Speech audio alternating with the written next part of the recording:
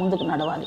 కాబట్టి దేవుని బిడ్డలమైనటువంటి మన పిలుపును ఎలాగుండాలి, మనము ఎవరితో మనకి ఇచ్చినటువంటి పిలుపులో మనం ఎలా జీవిస్తూ ఉన్నాం. దేవుడు నిన్ను పిలిచాడు, రక్షణ పొందడానికి పిలిచాడు, ఆ రక్షణలో ముందుకు కొనసాగాలి.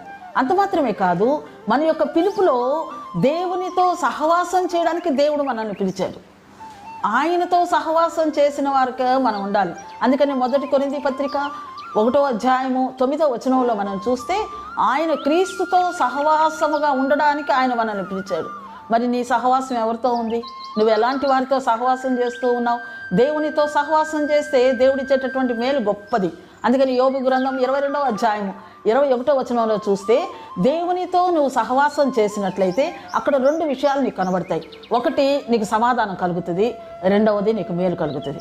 కాబట్టి నీకు సమాధానము మేలు కావాలి భూలోకంలో అంటే దేవునితోనే మనం సమాధానం కలిగి ఉండాలి.